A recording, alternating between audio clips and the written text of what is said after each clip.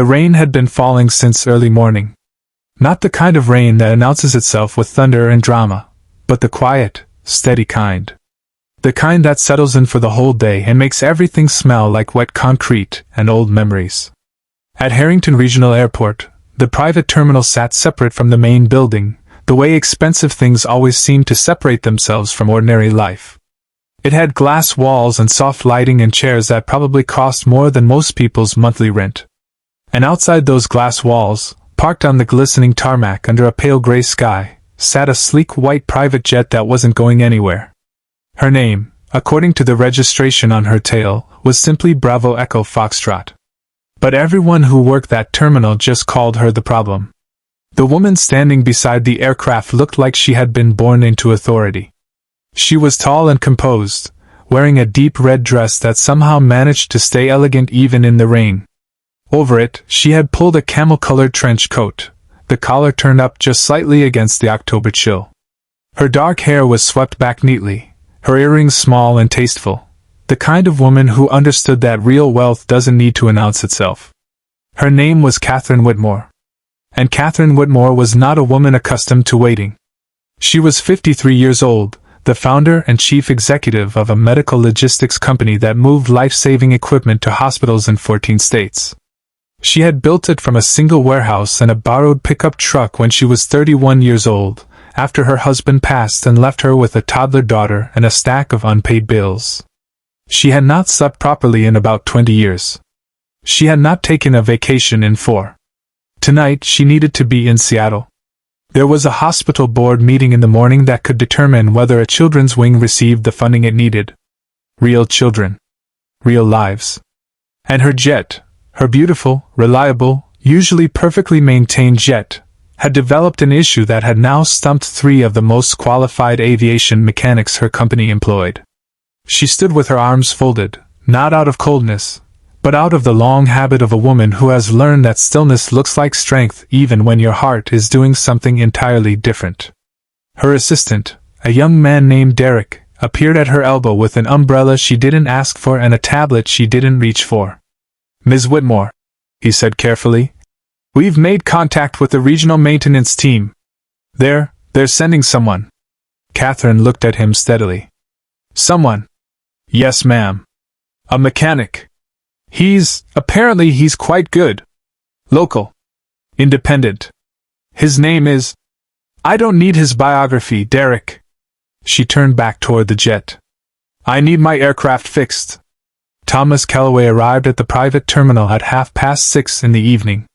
He drove a truck that had seen better decades, dark green, a little dented on the passenger side from an incident with a loading dock he still didn't entirely understand, with his tools organized in the bed with the kind of precise care that told you everything about who he was. He was 47 years old, with the kind of face that had been lived in thoroughly. Not old, not young, just deeply real.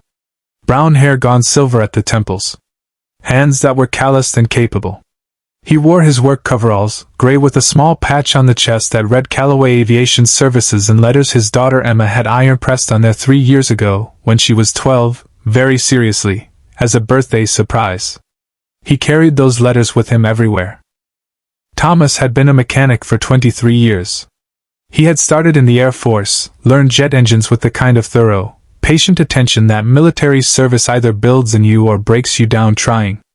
After he separated, he worked for 2 major carriers before deciding, after his wife Margaret passed from a sudden illness when Emma was just 9 years old, that he needed to be home more.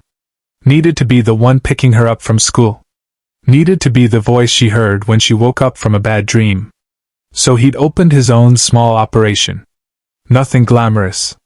A rented bay at Harrington Regional, a reputation built entirely on word of mouth, and a waiting list that was longer than people expected from a one-man shop. He was good. Quietly, steadily, genuinely good. He didn't know that when he walked through the doors of the private terminal that evening, 3 other mechanics had already spent a combined 11 hours on the same problem and walked away puzzled. Catherine watched him approach through the rain-streaked glass. She had expected someone corporate. Someone with a company van and a polo shirt and a practiced handshake. What she saw instead was a man who walked like he had somewhere to be but wasn't rushing to get there, the particular unhurried confidence of someone who trusts his own competence. She met him outside. "Mr. Calloway," she said, extending her hand. Her grip was firm. His was too. "Ms. Whitmore." He looked at the jet with the focused, quiet expression of someone reading a page. "Tell me what you know so far." She appreciated that. No pleasantries. No preamble. He wanted the information. She walked him through it. The maintenance team's findings. The diagnostic codes. The inconsistency in the engine pressure readings that had appeared during pre-flight. She spoke with precision and clarity, the way a person speaks when they've had to learn the technical language of their own industry just to be taken seriously. Thomas listened without interrupting. He nodded occasionally. He asked one question, just one, about the maintenance history of the engine cowling. Then he pulled on his gloves and walked toward the aircraft. He worked in the rain. He didn't seem bothered by it. He had set up a portable work light that threw warm amber illumination across the open engine housing, and in that glow he moved methodically, unhurried, examining things with his hands as much as his eyes. Catherine watched from a distance at first. Then, gradually, she found herself walking closer. Not to supervise, she had long since learned that hovering over capable people is the fastest way to make them less capable. She walked closer because there was something about watching him work that was settling. Like watching someone who genuinely loves what they do. She had felt that way about her own work once. She still did on the good days. After about 40 minutes, he straightened up and turned to look at her. "It's a pressure sensor," he said. "Secondary one. It's reading correctly about 70% of the time and throwing false codes the other 30. The 3 mechanics before me were chasing the codes. I went looking for what was causing them." Catherine was quiet for a moment. "That's a sensor issue." "Yes, ma'am. Common enough on these engines at this hour count. The part's standard. I have one in the truck." He paused. "I should have you airborne in about 90 minutes. She looked at him for a long moment. The rain continued its quiet conversation with the tarmac. "You're certain?" she said. Not a challenge. Just a woman who has learned to ask the clarifying question. "I'm certain," he said simply. And the simplicity of it, no performance, no sales pitch, just a quiet man stating a fact, was more convincing than anything elaborate could have been. While Thomas worked, Catherine did something she rarely did. She sat down. Not in the glass-walled terminal with its expensive chairs. She found a covered equipment bench near the hangar wall, just out of the rain, where she could still see the amber glow of his work light, and she sat down and let herself be still for a moment. She was tired. Not the kind of tired that sleep fixes, the other kind. The kind that accumulates over years of carrying things alone. She thought about the children's wing in Seattle. She thought about her daughter Sophie, who was 22 now and studying nursing in Boston, which made Catherine's heart swell with a pride that still surprised her with its force. She thought about Margaret. Not Thomas's Margaret, but her own, her mother, who had died 2 springs ago, and who had always said that the secret to a full life was showing up. Just showing up, consistently, for the people and things that mattered. Catherine had spent 20 years showing up. She wondered, sitting in the rain-edged quiet, if she had remembered to let herself be shown up for in return. Around the 90-minute mark, Derek appeared at her elbow again, this time with 2 cups of coffee from the terminal kitchen. She accepted one gratefully. "He's almost finished," Derek said quietly. "He's been talking to himself a little. I think he might be." He hesitated. "Singing?" Catherine smiled. It was a real one. "Go back inside, Derek." She walked to the edge of the covered area and listened. Thomas was, in fact, singing. Softly, to himself, something old. She couldn't make out the words, but she recognized the melody as something from the 70s, the kind of song that plays in the back of your memory from a road trip when you were young. He sang quietly while he worked, the way a person does when they've forgotten for a moment that the world is watching. She didn't interrupt. She just listened. There was something in it, that small, private moment of a working man singing in the rain, that reminded her of something she had almost stopped believing in. The idea that ordinary life is full of beauty if you just slow down enough to notice it. At 8:47 in the evening, Thomas Calloway packed his tools. He was meticulous about it. Each instrument returned to its designated place with the same care it had been removed. Catherine had noticed that about him, the carefulness. Everything done thoroughly, nothing rushed, nothing careless. He walked to where she was standing and gave her the same direct look he'd offered when he arrived. "She's ready," he said. "I ran the diagnostics twice. Pressure readings are clean and consistent. The sensors replaced and logged." He handed her a neat, handwritten report, actual handwriting, on a clipboard with a standard form. "Everything's documented." Catherine took the report and looked at it. His writing was clear and careful. "Mr. Calloway," she said, "can I ask you something personal?" He tilted his head slightly. "You can ask. How long have you been doing this?" 23 years. "And you work alone?" "Mostly. I have Emma on the weekends sometimes. She hands me tools." A quiet smile. "She's 15 now. She knows more about turbofan engines than most adults." Catherine felt something warm move through her chest. "Your daughter?" "Yes, ma'am." "And her mother?" A brief pause. Not painful, exactly, the kind of pause a person makes when they've made a certain peace with something hard. "She passed when Emma was 9. It's been the two of us since." Catherine nodded slowly. She didn't rush to fill the space with words, the way people so often do. She just let the acknowledgement settle between them like something real. "I lost my husband when my daughter was 2, she said quietly. "I know something about that arithmetic." Thomas looked at her with the particular recognition that passes between people who have carried the same kind of weight. Not pity. Not performance. Just understanding. "You built something, though," he said. It wasn't flattery. It was observation. "We both did," she said. She paid him generously, more than the invoice, substantially more, and when he started to protest she held up one hand with the practiced firmness of someone who has made decisions for 2 decades. "You fixed in 90 minutes what 3 mechanics couldn't fix in 11 hours, she said. "And you did it in the rain without complaint. And," she paused, "and you were singing." He laughed. It was a good laugh, surprised and genuine, the kind that makes you feel like you've done something worthwhile just by causing it. "I didn't know anyone could hear that. Just the important parts," she said. And then, more quietly, "I'd forgotten people still did that. Sang while they worked." He considered that for a moment.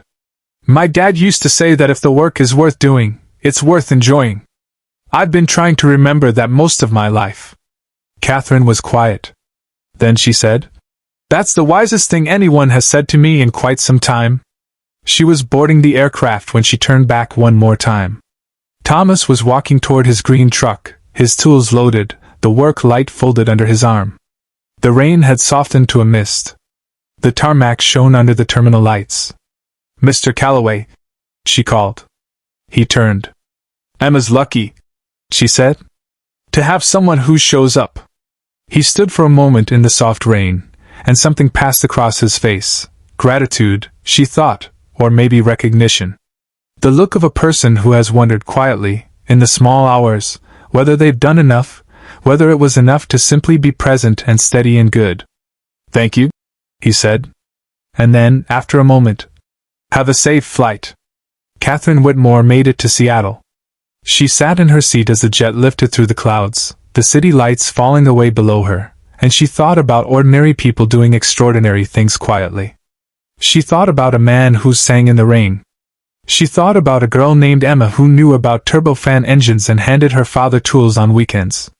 She thought about the children's wing in Seattle, and about her own daughter Sophie, and about her mother, who had always said just show up. She pulled out her phone and sent Sophie a message. "Just thinking about you tonight," it said.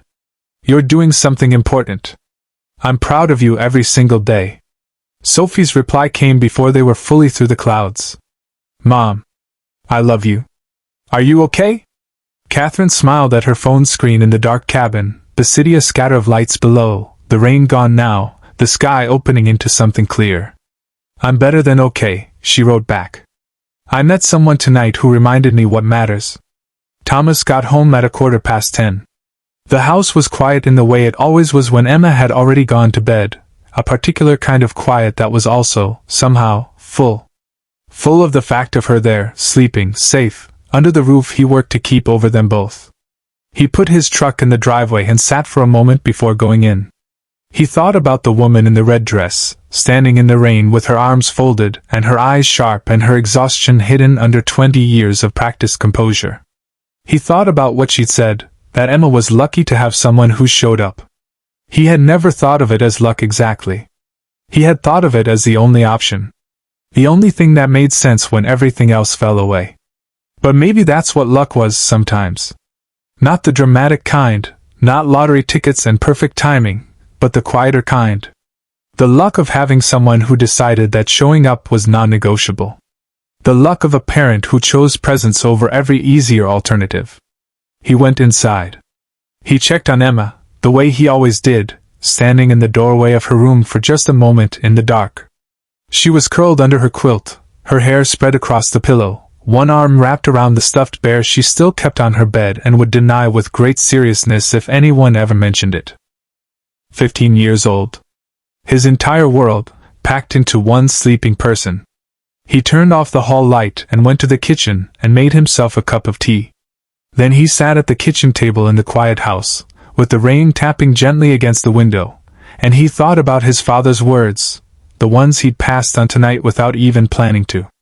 If the work is worth doing, it's worth enjoying. He had been saying that to himself for 23 years. He had been trying, imperfectly and persistently, to live it. On the hard days when the work was frustrating and the bills were tight and the loneliness of single parenthood settled over everything like weather. On the good days when Emma laughed at something he said, or when an engine that had been giving everyone trouble finally, quietly, simply worked. He thought it was probably the closest thing to wisdom he'd ever stumbled into. 3 weeks later, a package arrived at Callaway Aviation Services. It was a small box, simply wrapped. Inside was a handwritten note on cream-colored stationery, and beneath the note, a small framed print, a simple illustration of a jet engine, beautifully detailed, the kind of thing that belonged in the workshop of someone who loved what they did. The note read, "Thomas. The Seattle meeting went well. The children's wing will be funded. I wanted to thank you again.